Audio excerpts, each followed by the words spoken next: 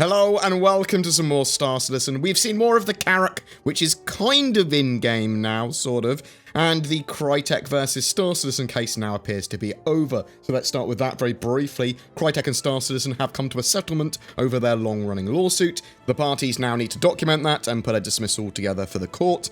This will be done by the 23rd of March, at which time we may see some details of their settlement.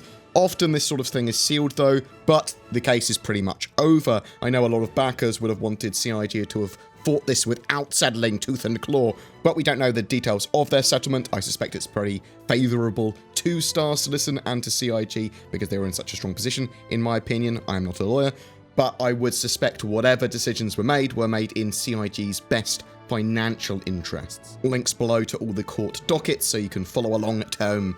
There is a 3.8.2 C patch out on the PTU, and the Carrack isn't technically in player hands yet, like you can't spawn it in yourself, but the files are in that patch, and sneaky little devs have been spawning it in and sort of flying it on streamers' streams. I grabbed this clip from Detox TV on Twitch, check him out.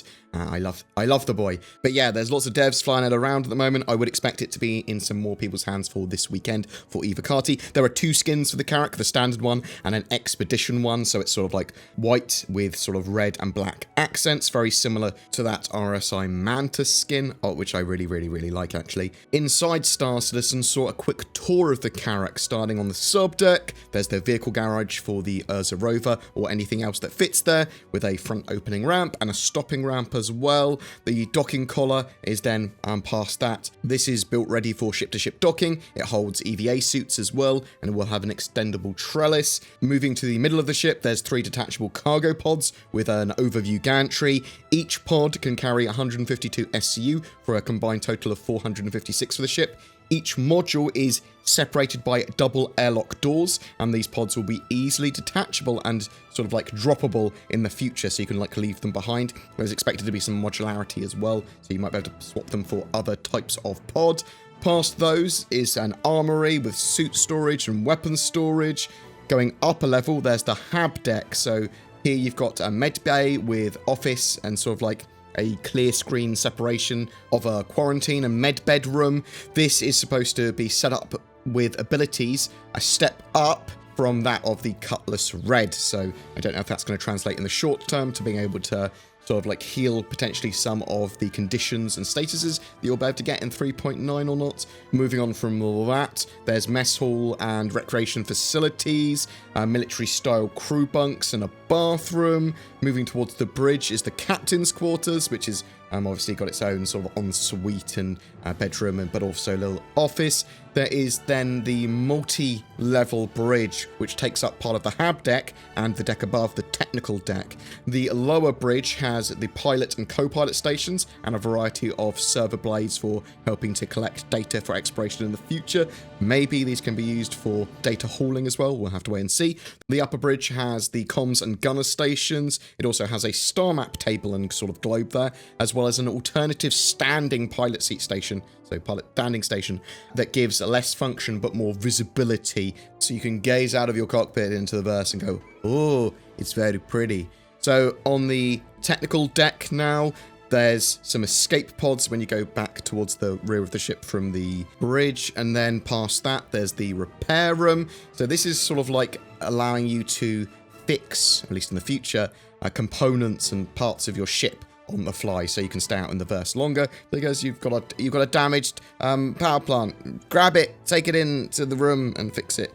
There is a drone room then with 2 operator seats and a drone system that allows you to launch and pick up drones without depressurizing the rest of the room or ship. Moving further in, there's then the Pisces Hangar, but you could put any ship that you wanted in there that would fit, so P-52 or 72, a Dragonfly or Dragonflies would fit. We'll see soon, I suppose, what other vehicles will get in there, because people will just ram them in. There's then a top opening, sort of like hangar door for that.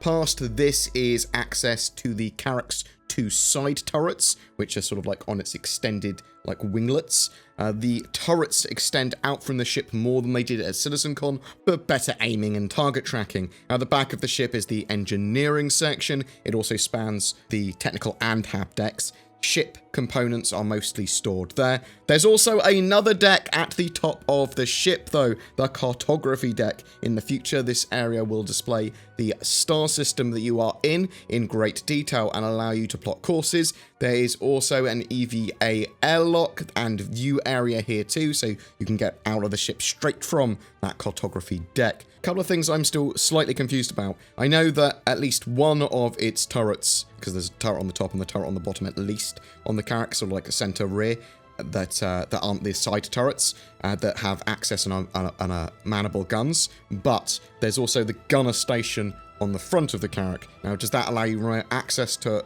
another turret, or is that other turret sort of manable as well? Or is that gunner station taking control of smaller little turret arrays or sort of like gimbaled mounts? I think the exterior of the ship looks amazing, and there's been a load of improvements since the CitizenCon demo, but I'm interested to know what other people think. I absolutely adore this ship, though. For the rest of Inside Star Citizen, we sort of like saw how the planetary tech has evolved a lot. The moons of Microtech are entirely made with the V4 planetary tech, and they look pretty unique and high quality because of that. There's a big difference in quality from that of the V3 to V4 planetary tech. So there's a major difference between each of the 3 moons that they're putting in 3.9, the moons of Microtech, and it's basically ocean, type, and distribution. There's one with no ocean, one with a large frozen ocean, and one with a very fluid ocean, which I'm looking forward to seeing how they do oceans with planetary tech V4 from the start throughout the whole process. I think that would look very cool, but some interesting new ways of using biomes there.